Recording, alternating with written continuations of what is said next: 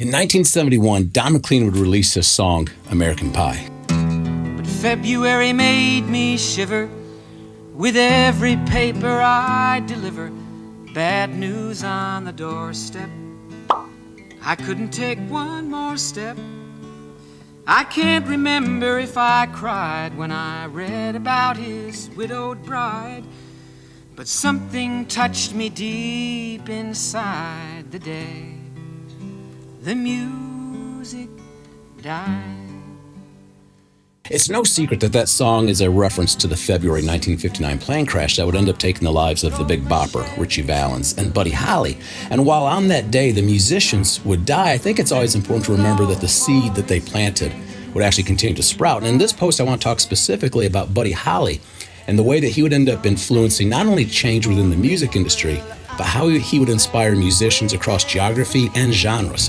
Baby, baby, I'll have you. Baby, baby, you'll be true. Baby, baby, I'll have you for me.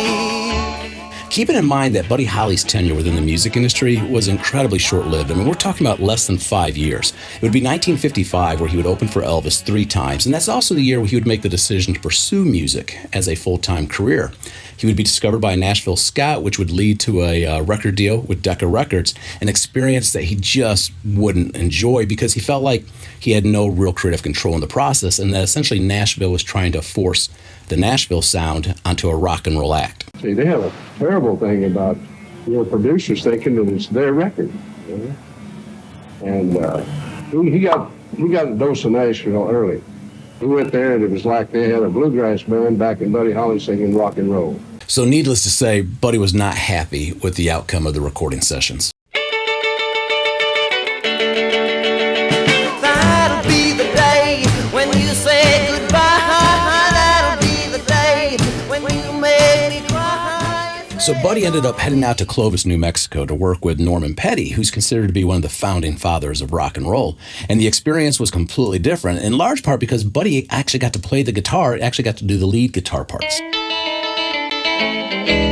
Well, that'll be the day when you say goodbye. Yes, that'll be the day when you make me cry. You say you're gonna leave, you know it's a lie, 'cause that'll be the day when I die. Now, this would end up being one of the things that would really create a ripple effect for musicians because, you see, at that time, it was really unheard of that the person singing the song actually wrote the song, and on top of that would play the instruments and specifically the lead guitar part.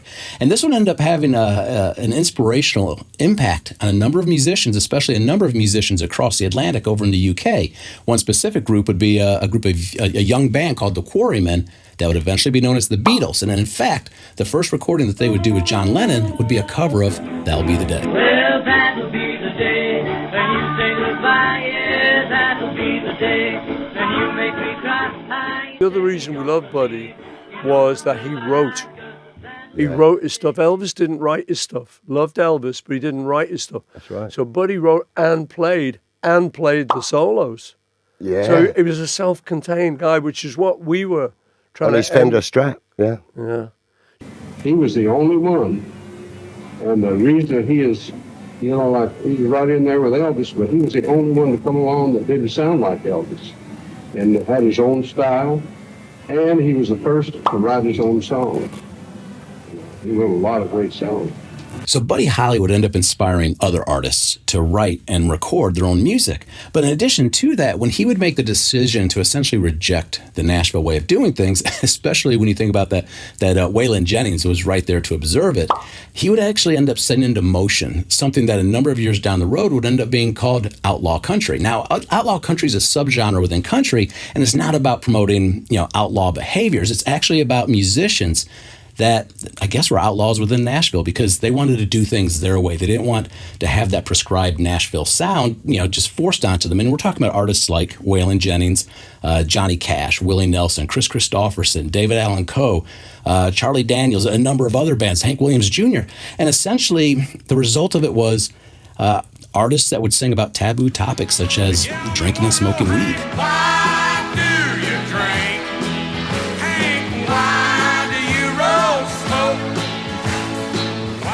We would also see country artists begin to incorporate elements of R&B into country music.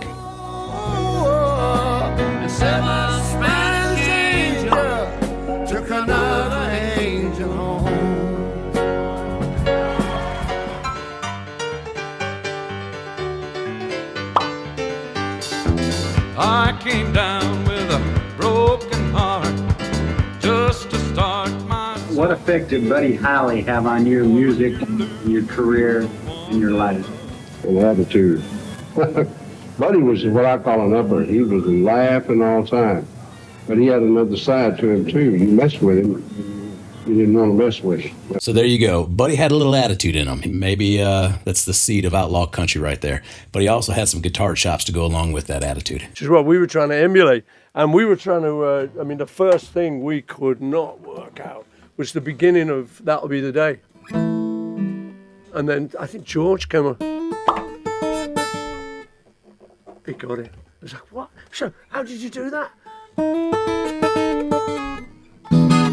Well, that'll be the day when you say goodbye. Yeah, that'll be the day when you make me cry. You say you're gonna leave, you know it's a lie, 'cause that'll be the day when I die. Well, So there you go. In 1955, Buddy Holly would open up for Elvis 3 times, and that would also be the year where he would make the decision to pursue music as a career.